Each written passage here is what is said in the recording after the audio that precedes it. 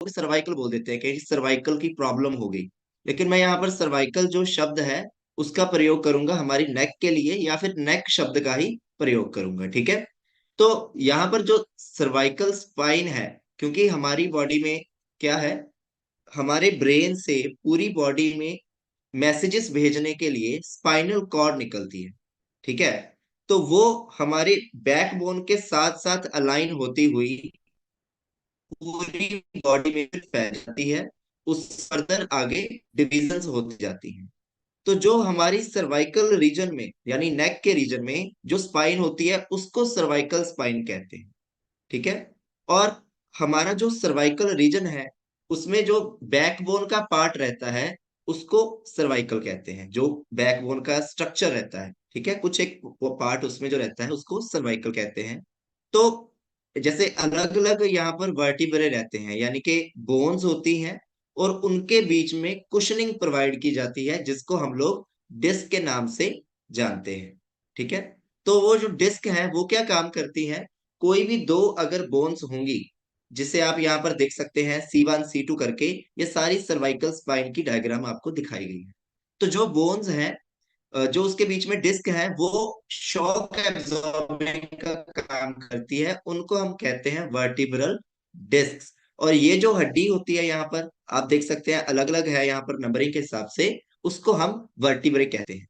तो टोटल हमारी spine, cervical spine में, नेक में 7 इस तरीके के वर्टिब्रे होते हैं, ठीक है। और जो स्पाइनल कॉर्ड है इसके बीचों बीच में से पास होती है, एक होल होता है हमारी पूरी की पूरी बैकबोन में, जिसको हम लोग, जो पास करता है वहां से, जिसको हम लोग फोरामेन कहते हैं, ठीक है।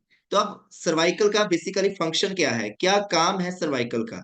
तो देखो सबसे पहला काम तो यही है कि हमारे हेड का जो वेट है वो किसने उठा रखा है, हमारी सर्वाइकल ने उठा रखा है, यानी हमारी नेक ने उठा रखा है। तो लगभग 4.5 से 5 kg का जो हमारा जो वेट है हेड का, पूरे स्कल का, वो हमारी सर्वाइकल के ऊपर रहता है, ठीक है। उसके बाद प्रोटेक्ट, हमारी स्पाइनल कॉर्ड को प्रोटेक्ट करती है, क्योंकि हमारी स्पाइनल कॉर्ड जो है वो बिल्कुल साथ साथ अलाइन होते हुए निकलती है। तो एक एक उसको स्ट्रॉन्ग प्रोटेक्टिव इन्वायरमेंट प्रोवाइड करने के लिए वहां पर रोल किसका रहता है, हमारी सर्वाइकल का रहता है। उसके बाद जितनी भी हेड की मूवमेंट्स होती हैं, ठीक है, तो उसको कंट्रोल कौन करता है, हमारी नेक करती है। यानी कि कंट्रोल इन द सेंस कि वो किसके थ्रू होंगी, हमारी नेक के थ्रू होंगी। अब अलग अलग तरीके की मूवमेंट्स हो सकती हैं, जैसे कि फ्लेक्शन होता है, आगे की तरफ गर्दन को झुकाना, जैसे कि रोटेशन होता है, इस तरफ, या फिर पूरा राउंड लेना गर्दन का, ठीक है। या फिर ईयर टू शोल्डर, अपनी नेक को बेंड करना और ईयर को शोल्डर की तरफ जोड़ना। ये कुछ एक मूवमेंट्स हैं, और ये सारी मूवमेंट्स किसके जरिए होती हैं, हमारी नेक के जरिए या सर्वाइकल के जरिए होती हैं। हम कह सकते हैं कि जो सर्वाइकल है वो घर का फीमेल हेड मेंबर है, ठीक है। और जो मैन है वो जैसे हेड होता है फैमिली का, और बिना परमिशन, बिना नेक की परमिशन के हेड हिल नहीं सकता। ऐसे ही बिना वाइफ की परमिशन से बंदा हेड अगर हो भी घर का तो वो हिल नहीं सकता। तो आप इसको एनालॉजी में देख सकते हैं मूवमेंट्स को, ठीक है। तो अब और एक बड़ा इंपॉर्टेंट काम करती है हमारी जो सर्वाइकल है, वो ये है कि हमारी बॉडी में जो ब्रेन को ब्लड ले जाने वाली आर्टरीज हैं वो यहाँ से होकर गुजरती हैं। तो उनको प्रोटेक्ट करने के लिए उनको एक रास्ता प्रोवाइड करती है हमारी नेक, सर्वाइकल, ठीक है।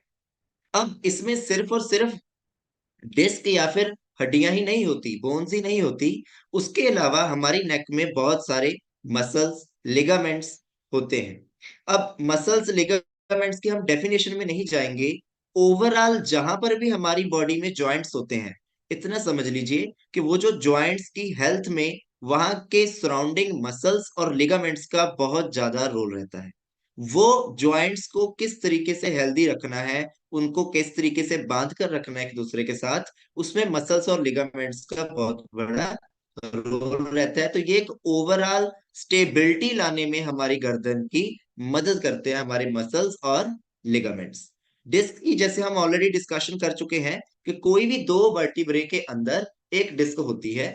तो वो जो डिस्क है वो कुशनिंग प्रोवाइड करती है। कभी कभी ऐसे शॉक्स लगते हैं, हम अपनी गर्दन को एकदम से हिलाते हैं, या बाय नेचर कुछ ना कुछ ऐसा शॉक लगता है, तो वो वहां पर हमें पेन क्यों नहीं महसूस होती?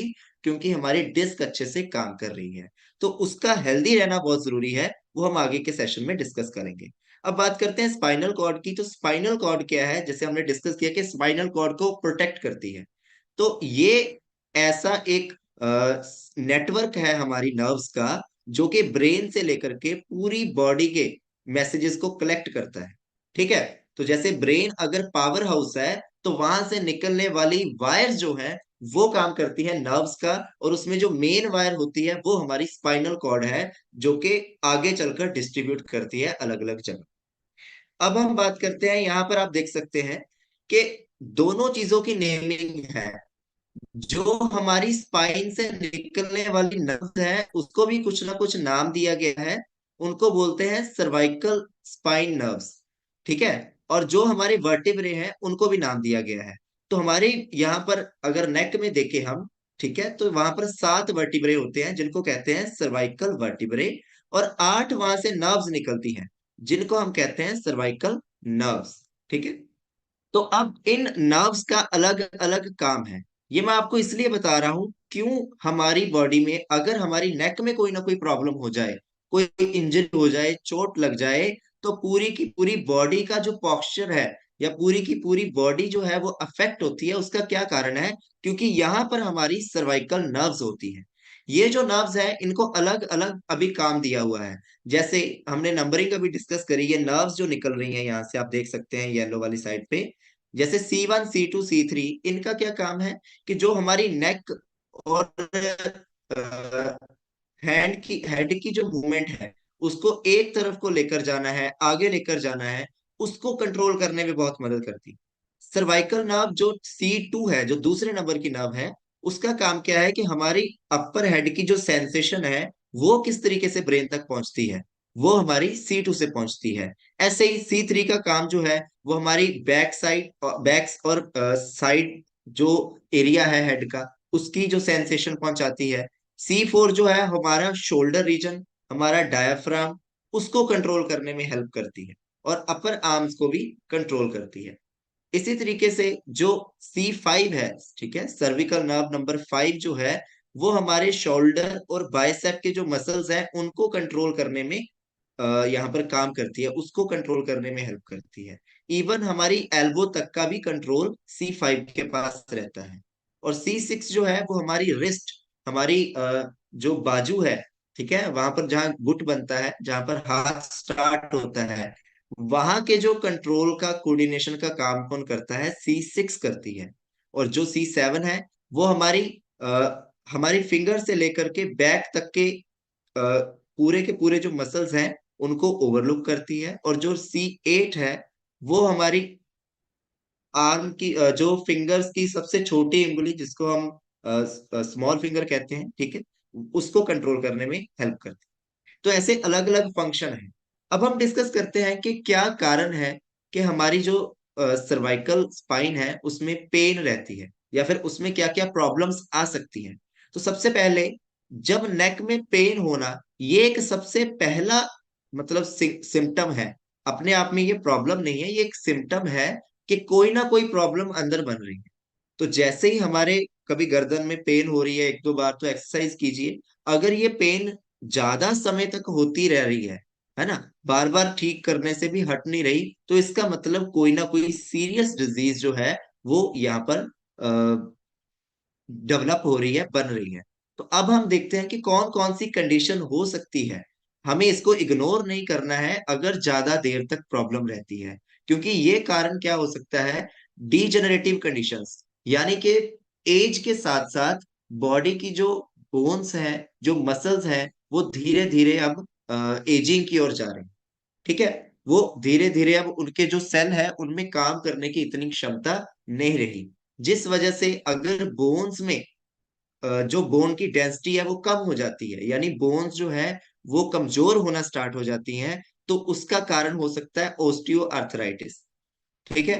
या फिर कारण कहीं ना कहीं क्या हो जाता है? पिंच्ड नर्व, हमारे यहाँ पर नेक में कहीं ना कहीं ड्यू टू कहीं ना कहीं बोन्स का डिजेनरेशन होने की वजह से कोई ना कोई जो नर्व है वो कंप्रेस हो जाती है, दब जाती है नीचे, जिस वजह से डिजेनरेटिव कंडीशन है। या फिर डिस्क अपने आप में वहां से खिसक जाती है, या हम कह सकते हैं डिस्क अपने आप में खराब होना स्टार्ट हो जाती है, डीजनरेट हो जाती है। डिस्क क्या है? कुशनिंग है, उसके अंदर फैट है, जेली लाइक सब्सटेंस है। तो अगर वो कहीं ना कहीं से उसमें जोर से शॉक लगने की वजह से या झटका लगने की वजह से उसका स्ट्रक्चर खराब हो जाता है, तो रेगुलर पेन रहना स्टार्ट हो सकती है। विप्लैश यानी कि कोई ना कोई सडन जो मूवमेंट की वजह से एकदम से अगर कोई झटका लगे और हमारी गर्दन के ऊपर उसका प्रेशर आ जाए, तो वहां पर हो सकता है कोई ना कोई इंजरी हो सकती है। मेंटल स्ट्रेस ऑब्वियसली, क्योंकि हमारी बॉडी की जो मूवमेंट्स है वो हमारे मेंटल किस तरीके की स्थिति है हमारी, ठीक है, अब किस तरीके का हमारा मेंटल बिहेवियर है, उस पर बहुत डिपेंड करता है।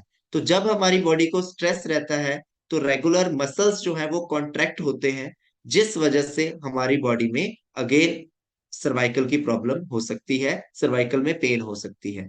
फिजिकल स्ट्रेन, अगर हमारा काम कुछ ऐसा है जिसमें कि हमें लगातार अपनी गर्दन को झुकाए रखना है, जैसे कि कॉपी करेक्शन करनी है, नोटबुक चेक करना है, लिखती का काम ज्यादा है, मोबाइल फोन ज्यादा यूज करते हैं, टीवी का सेटअप कुछ ऐसा है हमारे घर में, हम लेटकर मोबाइल फोन देखते हैं, या फिर लैपटॉप या कंप्यूटर पर बहुत ज्यादा देर तक काम करना पड़ता है, तो ये कुछ एक कंडीशंस ऐसी हैं। या फिर कुछ ऐसा फिजिकल वर्क है जिसमें हमें भार उठाना पड़ता है और वो हम अपने कंधे पर उठा लेते हैं, तो वहां पर फिजिकल स्ट्रेन होने की वजह से नेक में पेन डेवलप हो सकता है, और कहीं ना कहीं वो इंजरी को भी लीड कर सकता है।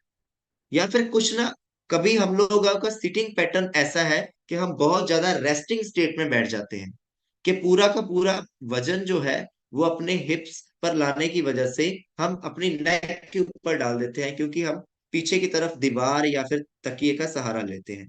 तो वहां पर पोस्चर की वजह से हमारी बॉडी में लगातार पेन रह सकता है। या फिर अगर कोई, खुदा ना करे, कोई सीरियस प्रॉब्लम हो जाए, तो कहीं ना कहीं ट्यूमर या फिर सिस्ट डेवलप हो जाए, तो प्रॉब्लम हो सकती है। ठीक है, या इन्फेक्शन अगर कोई हो जाए, उस वजह से प्रॉब्लम हो सकती है। आर्थराइटिस, इसके बारे में अभी हम आगे डिटेल में डिस्कस करेंगे। तो ये वो कारण है, अगर एक नॉर्मल सी पेन भी हो रही है और वो लगातार 1 हफ्ते 2 हफ्ते तक रहती रह रही है, तो हमें जल्दी से डॉक्टर को दिखाना चाहिए, इनमें से कोई ना कोई कारण हो सकता है। तो सबसे पहले हम डिस्कस करते हैं सर्वाइकल रेडिकुलोपैथी। जनरली जो लोगों में आम प्रचलित वर्ड हम यूज करते हैं कि सर्वाइकल की प्रॉब्लम हो गई, वो ये होती है। क्या सिम्टम है इसके? हमारी जो नेक है वहां से पेन स्टार्ट होती है, और होते होते शोल्डर से होते हुए कभी कभी बाजू तक भी पहुंच जाती है। इस तरीके से हमें ऐसा लगता है जैसे पेन वॉक कर रही है ना। अब पता कैसे चलेगा? कभी कभी हमारे मसल्स में जो है उनमें नंबनेस आ जाती है, जैसे बोलते हैं कि हाथ सो जाता है, या फिर शोल्डर महसूस ही नहीं हो रहा, हमें फील नहीं हो रहा कि हमारी बॉडी का भी एक पार्ट है, नंबनेस आ जाती है। ठीक है, या फिर ऐसा लगता है कि वहां पर कीड़ियां चल रही हैं, टिंगलिंग फील होती है, ऐसा लग रहा है कि यहाँ पर कुछ ना कुछ छोटा सा कोई ना कोई ऑर्गेनिज्म है या कोई ना कोई इंसेक्ट है जो चल रहा है, और वो बार बार फील होता रहता है। या फिर कोई ना कोई सेंस ही नहीं आ रही, जैसे सो जाना कहते हैं, हाथ का सो जाना, बाजू का सो जाना पूरी की पूरी, और ये रेगुलर होता रहता है। ठीक है, या फिर कभी कभी एकदम से इतना तेज पेन होता है कि ऐसे लगता है कि अभी हमारे शोल्डर को उतार कर अलग कर दे बॉडी से तभी रिलीफ मिले। ठीक है, तो ये कुछ एक प्रॉब्लम्स जो जनरली पाई जाती हैं, ये जो जनरली लोग कहते हैं कि सर्वाइकल की प्रॉब्लम हो गई, वो ये कारण होता है, उसको साइंस की भाषा में सर्वाइकल रेडिकुलोपैथी कहते हैं। ठीक है, और इसका कारण क्या होता है कि किसी कारण, चाहे वो शॉक की वजह से हो, चाहे वो डिस्क की डीजनरेशन की वजह से हो, चाहे वो आर्थराइटिस की वजह से हो, हमारी जो कोई ना कोई नस है, कोई ना कोई जो नर्व है, जो कि स्पाइनल हमारे स्पाइनल से निकल रही थी, सर्वाइकल स्पाइन से निकल रही थी, वो दब जाती है, कंप्रेस हो जाती है, जिस वजह से जो पेन है वो सभी मसल्स तक पहुंचता है, जहां तक उस स्पाइन का काम होता है, उस सिग्नल को लेकर जाना या उन मसल्स को कंट्रोल करना। ठीक है, उसके बाद हम यहाँ पर डिस्कस करते हैं कि डिस्क की वजह से क्या प्रॉब्लम आती है। जैसे ये हमारी सर्वाइकल है, जैसे हमारी गर्दन की हड्डियां हैं, मान लीजिए ये C1 है, C2 है, C3 है, ठीक है।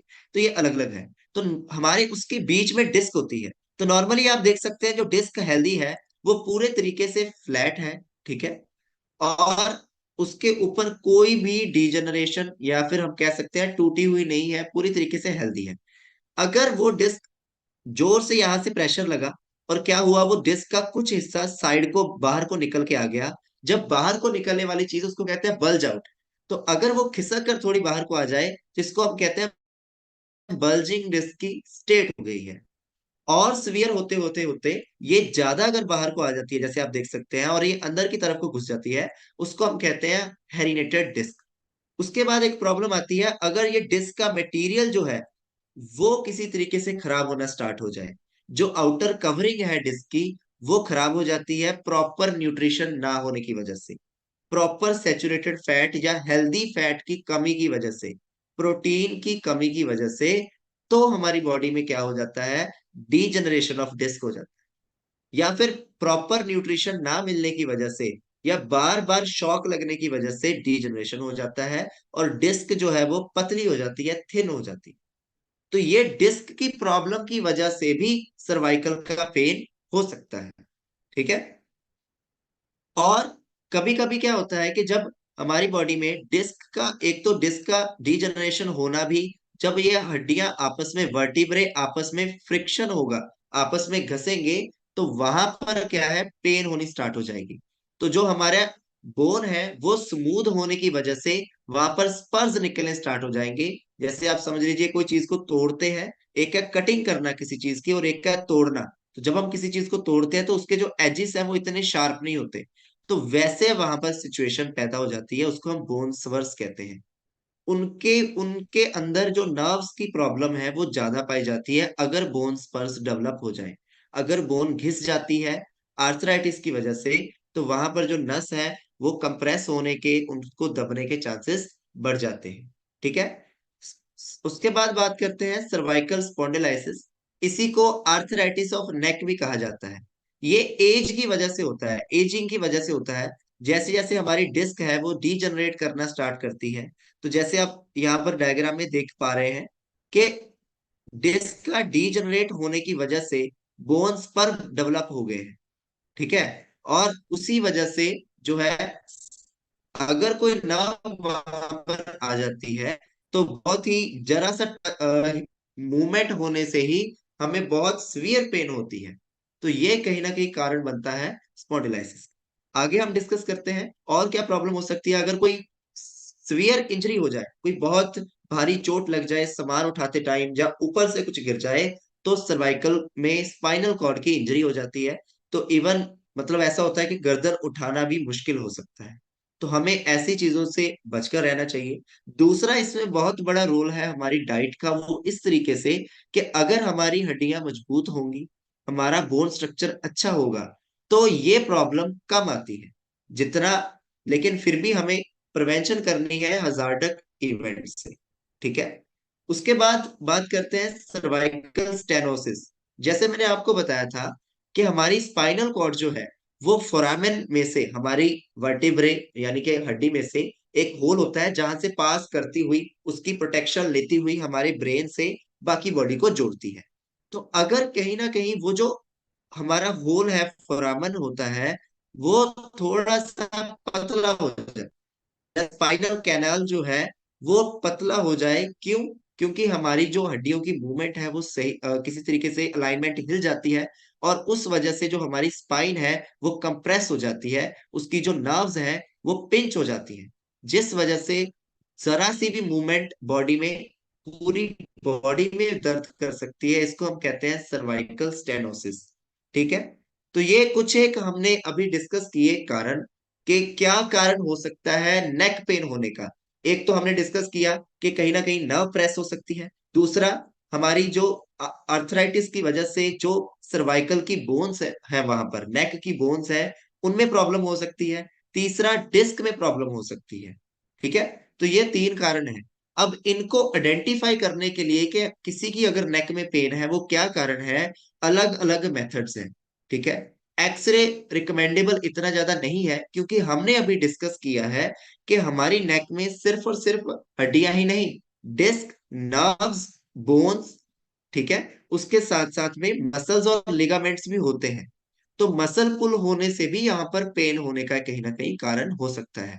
तो हमें यहाँ पर क्या करना है, एमआरआई के लिए जाना है, जो कि मोस्ट रिकमेंडेड चीज है, क्योंकि उसमें नर्व्स, उसमें जो हमारे बेसिकली डिस्क का स्ट्रक्चर है, वो सारा कुछ क्लैरिटी हो जाती है कि क्या कारण है नेक पेन होने का।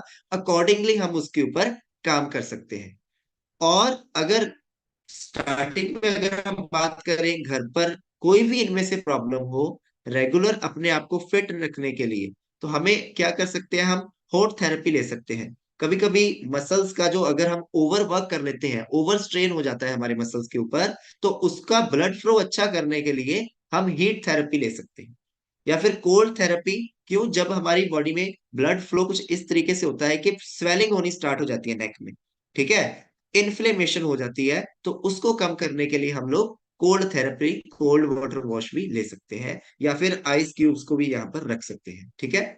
और हमें नेक की एक्सरसाइज के लिए, अगर किसी को प्रॉब्लम है, उसके लिए हमें फिजियोथेरेपिस्ट या फिर हेल्थ केयर एडवाइजर से एडवाइस लेनी चाहिए कि कौन कौन से मोशंस जो है वो हमें अपने हिसाब से चूज करने चाहिए, ठीक है। और कुछ एक ऐसी एक्सरसाइज नहीं करनी चाहिए जो बहुत ज्यादा कॉम्प्लिकेटेड है। कभी कभी क्या होता है, हम लोग सोशल मीडिया पर कॉम्प्लिकेटेड एक्सरसाइज देखते हैं और उसी को करने की कोशिश करते हैं, और उसके पीछे हमें नहीं जाना है, ठीक है। और ऐसी ऐसी स्ट्रेस को रिड्यूस करने के लिए हमें योगा, मेडिटेशन, ब्रीदिंग, ऐसी चीजों का ध्यान रखना चाहिए। उसके बाद स्मोकिंग को हमें बिल्कुल छोड़ देना है, बिकॉज स्मोकिंग की वजह से हमारी बॉडी में बहुत सारे फ्री रेडिकल्स डेवलप होते हैं, बहुत सारे ऐसे सब्सटेंस डेवलप होते हैं जो कि एजिंग से पहले ही हमें बूढ़ा कर सकते हैं, क्योंकि बॉडी के सेल्स को वो डीजनरेट, खराब करना स्टार्ट कर देते हैं, बूढ़ा करना स्टार्ट कर देते हैं, जिस वजह से हमारी डिस्क, हड्डियां और भी बॉडी में बड़े सारे सेल्स जो है वो खराब हो सकते हैं।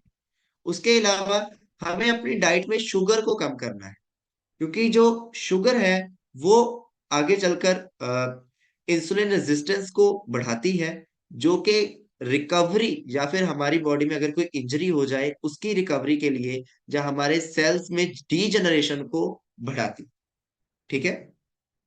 और अगर नेचुरली अगर हम बात करें, हम चाहते हैं कि हमारी नेक में पेन ना हो, हमें रेगुलर कुछ एक हैबिट्स को फॉलो करना चाहिए, जिसमें कि बात करते हैं पोस्चर की। तो देखिए, सिटिंग पोस्चर जो है वो हमारा, अगर रेगुलर कंप्यूटर वर्क है, तो हमें कुछ इस तरीके से रखना चाहिए, बेड पर लेट करके मोबाइल फोन यूज करना नहीं चाहिए, ठीक है। स्लीपिंग पोस्चर की अगर बात करें, तो अगर हम पिलो का यूज करें, तो इतना ज्यादा ऊंचा नहीं होना चाहिए, बहुत ज्यादा हार्ड नहीं होना चाहिए कि हमारी नेक के ऊपर, हमारी बैक के ऊपर स्ट्रेन आए, उसका लोड पड़े, ठीक है। सोने के लिए हमें कुशनिंग प्रॉपर करनी चाहिए, ठीक है। और यहाँ पर आप देख सकते हैं साइड पोजीज में किस तरीके से हमें सोना चाहिए, सो दैट हमारी बैक बोन और हमारी नेक के ऊपर ज्यादा पे जो है वो भार ना आए, ठीक है। हमें एक्टिव रहना चाहिए, जो भी हम काम कर रहे हैं रेगुलर, अगर हमारा सिटिंग वर्क है, तो आधे घंटे, पौने घंटे के बाद हमें ब्रेक्स लेनी चाहिए, थोड़ा घूम लेना चाहिए, अपनी नेक की रोटेशन करनी चाहिए, जो कॉमन हमें एक्सरसाइज है वो हम अपने ऑफिस में भी कर सकते हैं। भारी भरकम सामान को अपने ऊपर नहीं लादना है। जो भी व्हीकल्स हैं उसके लिए जो भी संसाधन है उनका प्रयोग करना है, अपनी बॉडी को गाड़ी या फिर लोड उठाने के लिए नहीं समझना है ज्यादा, ठीक है। और जो खाना है उसमें हेल्दी डाइट लेनी है, जैसे बोला कि मीठा जंक फूड को कट करना है, वो आपकी ओवरऑल वेलबींग के लिए भी अच्छा है, सिर्फ इसके लिए ही नहीं, ठीक है। और अपने मसल्स को, बैक के मसल्स को जितना हो सकता है हमें स्ट्रॉन्ग बनाना चाहिए, एक्सरसाइज करनी चाहिए, सो दैट हमारा पोस्चर भी अच्छा रह सके, और हमारी जो सर्वाइकल हेल्थ है वो और भी ज्यादा अच्छी हो सके। तो यहाँ पर हम अभी डिस्कस करेंगे कि कौन कौन से ऐसे न्यूट्रिएंट्स हैं, अगर किसी को सर्वाइकल पेन की प्रॉब्लम रहती है, या फिर नॉर्मली हमारी बॉडी की जो overall bones and joint health है उसको अगर हमें अच्छा रखना है, जो नर्वस सिस्टम है हमारा उसको अच्छा रखना है, तो उसमें हम कौन कौन से ऐसे न्यूट्रिएंट्स को ऐड करेंगे उसके बारे में हम डिस्कस करते हैं। तो जब हम बात करते हैं न्यूट्रिशन की, तो यहाँ पर मैं रिकमेंड करता हूँ दुनिया का सबसे बढ़िया नंबर वन ब्रांड अपनी कैटेगरी में न्यूट्रलाइट, ठीक है, जो कि अभी इंडिया के अलावा मोर देन 100 कंट्रीज में है, ठीक है। अभी हम न्यूट्रलाइट में के जो कुछ एक सप्लीमेंट्स हैं इनकी सपोर्ट ले सकते हैं, ठीक है। तो आप फिजियोथेरेपिस्ट के पास भी जाइए अगर किसी को प्रॉब्लम है सर्वाइकल की, ठीक है। एक्सरसाइज भी जरूरी है, लेकिन सिर्फ और सिर्फ एक्सरसाइज और पोस्चर सेट करने से सारी प्रॉब्लम सॉल्व नहीं होती। कभी ना कभी एजिंग की वजह से हमारी बॉडी में ऐसे ऐसे न्यूट्रिएंट्स की कमी आ जाती है, या फिर पेस लाइफ की वजह से, तेज लाइफ होने की वजह से हम अपनी डाइट प्रॉपर नहीं ले पाते, जिस वजह से हमें प्रॉब्लम्स डेवलप होती हैं, उसको हम यहाँ से पूरा कर सकते हैं अपनी डाइट के साथ। तो सबसे पहले यहाँ पर हमारे पास न्यूट्रोलाइट का सप्लीमेंट है कैलमैक डी। तो देखिए, कैल्शियम, मैग्नीशियम, विटामिन डी, ठीक है, इन चीजों का मिश्रण है। तो जैसे कि ऑस्टियोपोरोसिस यानी कि हड्डियों में जो मिनरल डेंसिटी का कम हो जाना, बोन मिनरल डेंसिटी का कम हो जाना, जो कि एक कारण बनता है कहीं ना कहीं स्पॉन्डिलाइटिस का। तो वहां पर हमें ये सप्लीमेंट सपोर्ट करता है कैल्शियम की जो डेफिशिएंसी है उसको पूरा करने के लिए। साथ में इसमें मैग्नीशियम भी है जो कि हमारे मसल्स को रिलैक्स करता है।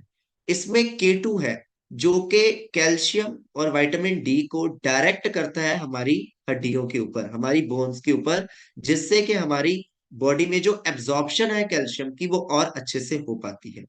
विटामिन डी, विटामिन डी हमारी सिर्फ और सिर्फ हड्डियों के लिए ही इंपॉर्टेंट नहीं है, ये हमारी जॉइंट हेल्थ के लिए बहुत इंपॉर्टेंट है। और इवन हमारी बॉडी में एज अ हार्मोन काम करता है ये विटामिन डी। विटामिन डी, अगर सर्वाइकल की किसी को पेन रहती है और नर्व की कंप्रेशन की वजह से, या फिर मसल के स्ट्रेच होने की वजह से, या फिर डिस्क के बल्जिंग की वजह से प्रॉब्लम है, तो वहां पर विटामिन डी जो है वो इन्फ्लेमेशन यानी सूजन को जो हमारी बॉडी के अंदर हो रही है उसको कम करेगा। विटामिन डी वहां पर हमारी बॉडी को प्रोटेक्ट करेगा जो इन्फ्लेमेटरी वहां पर सब्सटेंसेस जमा हो रहे हैं, ठीक है। उसके बाद है ओमेगा 3। ये वो गुड फैट्स हैं जो इन्फ्लेमेशन को कम करते हैं, और जो लार्ज ज्वाइंट है हमारी बॉडी में खास करके, वहां पर जो फैट की रिक्वायरमेंट है उसको वहां पर ओमेगा 3 हमारी बॉडी में बहुत हेल्प करता है।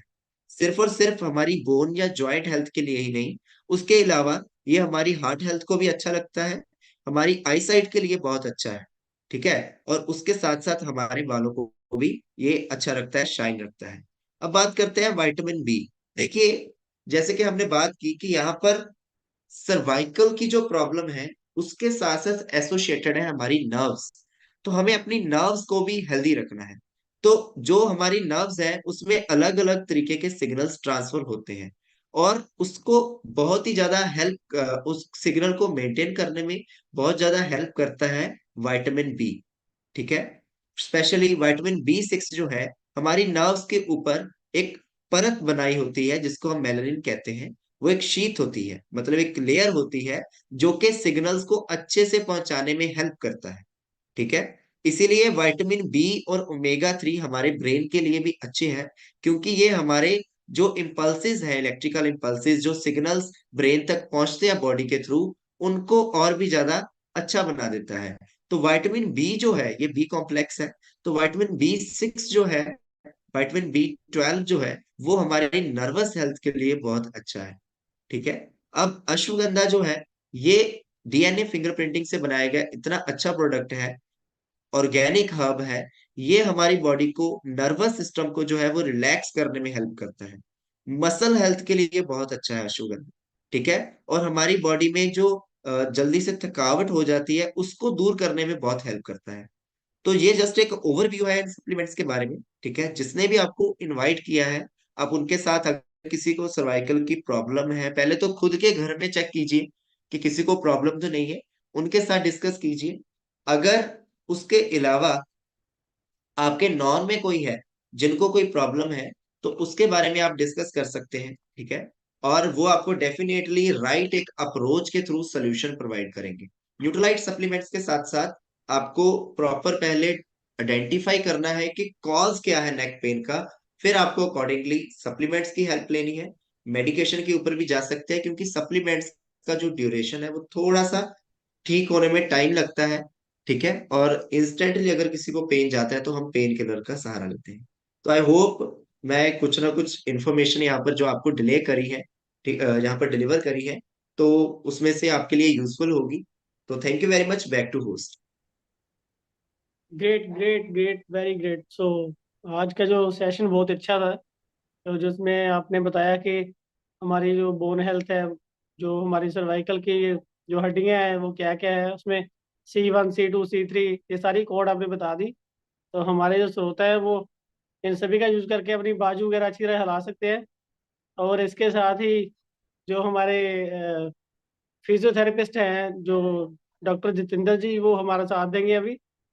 वो बताएंगे कि हम कैसे एक्सरसाइज करके इसको इम्प्रूव कर सकते हैं। तो ओवर टू जितेंद्र जी।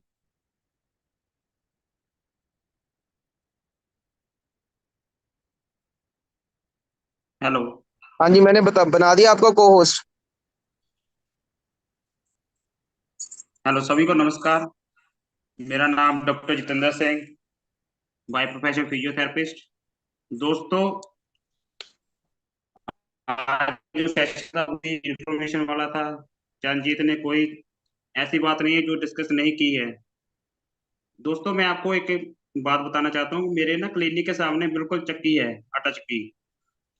वो आज सुबह जब मैं उसके पास गया तो वो मुझे बोला कि डॉक्टर साहब, मैं इसमें दाने डाल रहा हूँ चक्की में, और ये आटा नहीं बना रही है और सीधे दाने ही निकाल रही है। मैं क्या, इसका रीजन क्या है? इसका बोला कि इसका जो कोड़ है ना, इसमें जो आटा बनता है उसके रिपेयर होने वाला है।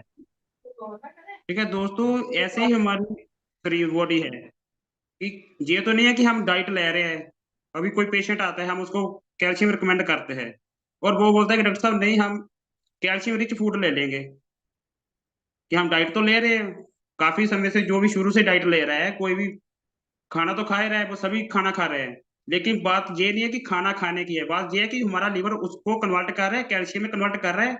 हमने जो खाया है उससे D3 में कन्वर्ट कर रहा है उसको, जो पौष्टिक तत्व हमारी बॉडी को चाहिए, तो जब वो यूरिन को पास आउट कर रहा है। ठीक है दोस्तों, इसी तरह जो चरणजीत ने फूड सप्लीमेंट रिकमेंड किए हैं, हमें जरूर लेने चाहिए। ये जरूरी नहीं कि हमने सारी उम्र ही लेने हैं। जैसे कैल्शियम की डेफिशिएंसी रिक्वायरमेंट पूरी हो जाती है, आप इसको बंद कर सकते हैं। ठीक है। अभी मैं आपको यूनिक 2-3 एक्सरसाइज बताऊंगा सर्वाइकल की। 1 मिनट।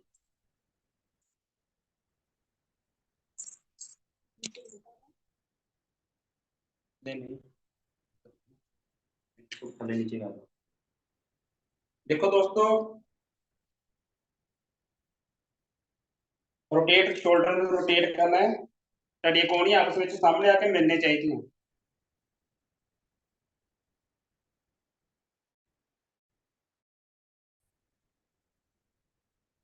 ठीक है। अभी बाजू को पीछे से खींचेंगे, गर्दन के पीछे से, नेक के पीछे से, दोनों साइड को।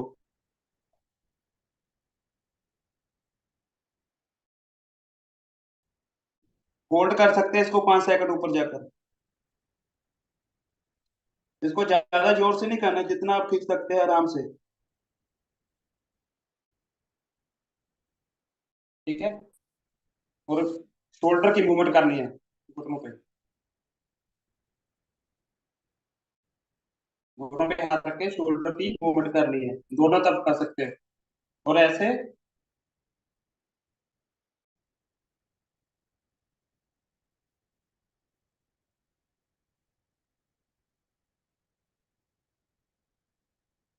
आपने ये तीनों एक्सी 5-1-5 की टाइमिंग के करनी है। 5 मिनट एक्सरसाइज, 1 मिनट रेस्ट, और उसके बाद 5 मिनट। डेली 15 मिनट लगाने हैं।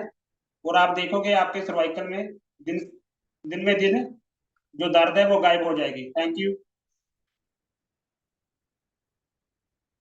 Over to host.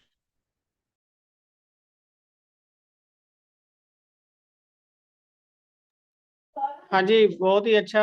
डॉक्टर साहब ने बताया कि हमें कैसे अपनी गर्दन की मूवमेंट रखनी है और हम इसे कैसे ठीक कर सकते हैं। तो अभी हम क्वेश्चन आंसर लेंगे। जो लोग चाहते हैं कुछ क्वेश्चन पूछना, तो हमारे साथ गौरव जी है, वो भी 2 मिनट के लिए कुछ बात शेयर करें। और हम सभी लोग उनसे क्वेश्चन पूछ सकते हैं कुछ। नमस्कार सभी को। बहुत बढ़िया सेशन था आज। मेरा नाम केशव गौरव है और मैं हेल्थ और न्यूट्रिशन में एक्सपर्ट हूँ। तो दोस्तों, हमने बहुत सारे ऐसे केसेस हैंडल किए हैं जिसमें मेडिसिन्स भी कारगर साबित नहीं हो पाई। ठीक है, कैसे हैंडल किए वो इसी तरीके से जैसे बताया गया आज सेशन में। तो आज का जो सेशन है, पहले तो मैं बोलूंगा कि बहुत ही बढ़िया, वेल प्रिपेयर्ड था और बहुत अच्छे से इसको डिलीवर किया गया चरणजीत जी द्वारा। तो ये सेशन बहुत एक अवेयरनेस क्रिएट कर रहे हैं। ठीक है, तो मैं कई बार बोलता हूँ अपने सेशंस में कि मेडिसिन जो है वो एक एंटरटेनमेंट है। क्योरेबल डिजीज, मतलब अगर क्योर हो करती ये डिजीजेस को तो मेडिसिन लोग खाना बंद कर देते। ठीक है ना। तो अगर मेडिसिन सिर्फ सिम्टम को हाइड कर रही है तो हम क्या चाहते हैं? हम उस बीमारी को खत्म करना चाहते हैं जो हमारे शरीर के अंदर है, या हम चाहते हैं कि हम सारी उम्र मेडिसिन खाते रहें? तो डेफिनेटली ज्यादा लोगों का आंसर यही रहता है कि हम मेडिसिन से छुटकारा कैसे पा सकते हैं, है ना। तो मेडिसिन की मैं तो कहता हूँ जरूरत होनी नहीं चाहिए। तो उसके लिए क्या करना पड़ेगा? जैसे घर में हम कोई ग्रिल लगाते हैं तो उसको पॉलिश कर लेते हैं ताकि उसको जंग ना लगे, या पेंट कर लेते हैं, है ना। तो अपनी बॉडी का हमारा ध्यान उस तरफ नहीं है। ऑक्सीडेटिव स्ट्रेस है, पोल्यूशन है, इन्फ्लामेशन है बॉडी में, स्ट्रेस है, और सप्लीमेंट के नाम पर हम क्या खा रहे हैं हमें नहीं पता कि वो कैसे हैं, है ना। डॉक्टर सुजेस्ट कर देते हैं कई बार केमिकल सप्लीमेंट्स। तो दोस्तों, हमारी बॉडी ऑर्गेनिक है ना। हमने किसी केमिकल साल्ट से नहीं हमने इस बॉडी को बनाया। तो इसको क्या डाइजेस्ट होगा अच्छे से? इसको वो डाइजेस्ट होगा जो नेचर ने बनाया। तो नेचर ने जो प्लांट्स, फ्रूट्स, वेजिटेबल्स बनाए हैं, हमें उनसे बनी हुई कोई चीज अगर उपलब्ध है तो उसको लेना जरूरी है। तो यहाँ पे वही बताया गया कि बेस्ट ऑप्शन जो है वो बताया गया यहाँ पे। और मेरा पर्सनल एक्सपीरियंस है कि अगर आप डेली एक्सरसाइज के लिए टाइम निकालते हो, और दूसरा प्रॉपर न्यूट्रिशन लेते हो, और अच्छी नींद आती है आपको, और एक पॉजिटिव एटीट्यूड आपका रहता है, तो ये 4 चीजें आपकी लाइफ में मेडिसिन को दूर रख सकती हैं। ठीक है। तो ज्यादा नहीं मैं आज बोलूंगा, पर हमारे साथ बहुत अच्छे अच्छे एक्सपर्ट अवेलेबल हैं।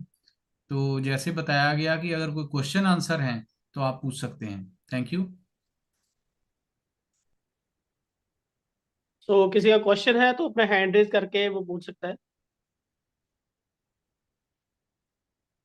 Anyone want to ask question? तो मेरे ख्याल से डॉक्टर जितेंद्र जी ने और गौरव जी ने और जो हमारे एक्सपर्ट थे चरण जी ने, इन्होंने कुछ छोड़ा नहीं है। तो फिर भी अगर कुछ पूछना हो किसी से, कुछ किसी का रह गया, तो आप जिन्होंने आपको इनवाइट किया है तो वो उससे बात करके वो कर सकते हैं। एक चीज मैं एक ऐड करूंगा। सतविंदर जी है। हाँ, दिनेश जी, ये मुझे 1 मिनट देना आप, हाँ जी। क्योंकि कोई क्वेश्चन नहीं आया। जी गौरव ये जी है सतविंदर। क्वेश्चन आया सतविंदर। हाँ सतविंदर कौर जी का।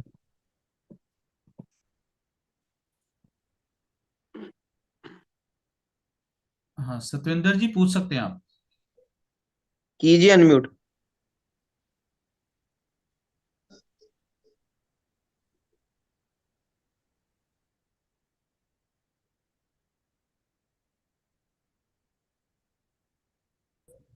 अनम्यूट कर सकते हैं आप। हाँ जी हेलो। बोलिए। हेलो। हाँ जी। हाँ, हेलो। आवाज आ रही है, आपकी हाँ आवाज जी आ जी रही है। बोलिए।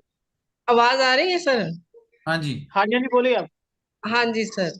सर मेरा एक क्वेश्चन था, जैसे मुझे ना सर्वाइकल की प्रॉब्लम हो गई पिछले हफ्ते, पिछले 7 to 10 days बिफोर। तो मैंने फिर डॉक्टर जितेंद्र जी से, इनसे फिजियोथेरेपी वगैरह ली, तो उससे मुझे काफी रिलीफ हुआ। तो अभी मैं एक्सरसाइज वगैरह कर रही हूँ।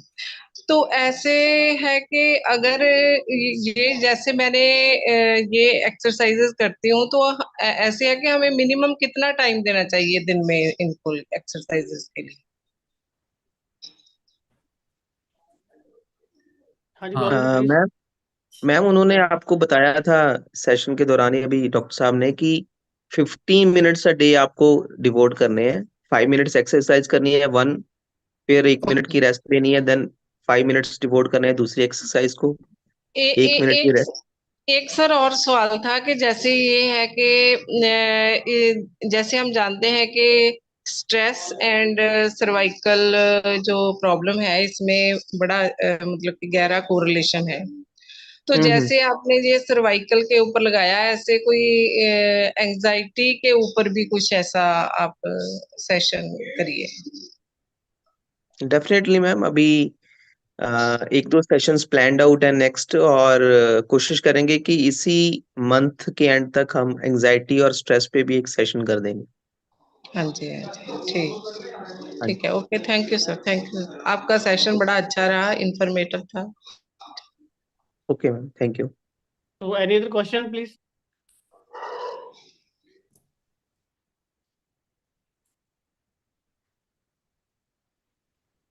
क्वेश्चन मेरे ख्याल से नहीं है किसी का। तो अभी राहुल जी को इनवाइट करेंगे, वो कुछ बात बोलेंगे इसके बारे में। So okay, good evening to all once again, और बहुत ही जबरदस्त सेशन रहा आज का। कुडोज टू चरणजीत, और उन्होंने बहुत ही मेहनत से प्रिपेयर की थी प्रेजेंटेशन, और आई होप कि हम सभी के आंसर्स उन्होंने दे दी उस प्रेजेंटेशन के थ्रू।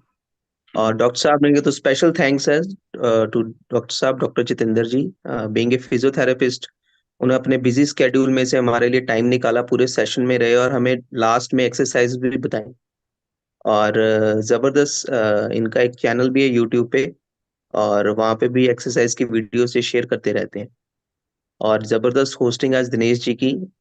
इनका भी मुझे पता है बहुत ही बिजी शेड्यूल रहता है पूरा दिन, लेकिन फिर भी एक बार कहने पे भी इन्होंने ही डिवोटेड हिज टाइम, है ना। तो दोस्तों यही है कि जो सप्लीमेंट्स का रोल है और जो एक्सरसाइज का रोल है, हर चीज का अपना एक रोल है यहाँ पे। कोई भी डिजीज है, कोई भी चैलेंज है, तो अगर हम विटामिन डी की बात करते हैं तो मतलब हमने ऐसा भी रिजल्ट देखा है कि सर्वाइकल के केस में विद इन 2 to 3 days वो पेन उनकी सॉर्ट ऑफ गायब हो गई, क्योंकि कहीं ना कहीं वो पेन रिलेटेड रहती है इन्फ्लेमेशन के कारण। और इसी तरह बहुत सारे केस स्टडीज है हमारे पास। सो मैं से यही कहना चाहूंगा कि दिन में 30-35 मिनट, आधा घंटा, 40 मिनट अपनी बॉडी पे जरूर इन्वेस्ट करें। अपनी डाइट पे पूरा ध्यान रखें। अ, जो सप्लीमेंट्स हमें चाहिए डाइट में, हमें पता है कि हम नहीं पूरे कर सकते, वो हम जरूर इनटेक करें। और मतलब न्यूट्रिशन को, हाइड्रेशन को, मोशन को, ये 3-4 चीजें हैं जो आपकी ओवरऑल हेल्थ में बहुत ज्यादा पॉजिटिव इफेक्ट डालेंगी। तो ऐसे सेशंस आते रहेंगे, तो stay tuned for next sessions. Thank you. Gagan ji भी हमारे साथ हैं, Dinesh ji, do call him. हाँ जी, इसके बाद अभी हमारे मेंटर्स हैं जो कि 2 मिनट में अपनी बात रखेंगे। तो over to mister Gagan ji. Thank you Dinesh ji, thank you very much. जबरदस्त होस्टिंग आज, और हमेशा की तरह चरणजीत जी का जो प्रेजेंटेशन थी सर्वाइकल के ऊपर बहुत ही बढ़िया रही। और specially thanks to doctor Jitendra ji, उन्होंने आज मुझे मिले थे, बहुत ही बिजी शेड्यूल था आज उनका, लेकिन फिर भी उन्होंने समय निकाला। और दोस्तों, हम सभी कोई भी जॉब कर रहे हैं या कि हमारी कोई भी सिटिंग ज्यादा रहती है, तो मैं तो यही कहूंगा कि हम वेट ना करें कि कल को हमें ये दिक्कत हो। पहले ही हम उसकी एक्सरसाइज करनी स्टार्ट कर दें। पहले ही उसके जो हमें हमारी बॉडी में, जैसे चरणजीत जी ने प्रोडक्ट्स की बारे में बताया, हम क्यों वेट करें कि कब दिक्कत होगी तब हम उसका इलाज कराएंगे। सही है ना। तो आज जरूरत है, आज से ही हम स्टार्ट कर दें। तो बहुत बार हम सोचते रहते हैं कि कब टाइम आएगा, कब टाइम आएगा। हम बोलते हैं दोस्तों को कि आप एक्सरसाइज शुरू करेंगे, वो बोलते हैं जी हमारा टाइम आएगा कभी, फिर करेंगे। तो टाइम तो दोस्तों पता कब आता है, जब हॉस्पिटल में पड़े होते हैं, तो फिर डॉक्टर बोलता है जी अब इनका समय आ गया, इनकी सेवा कर लो। वो असली टाइम आता है। तो हमने वहां तक पहुंचना ही क्यों है, हम पहले ही एक्सरसाइज करनी शुरू कर सकते हैं। और अपनी सेहत का ख्याल रख सकते हैं। So thank you very much. Over to Dinesh ji. So आज का सेशन बहुत अच्छा रहा और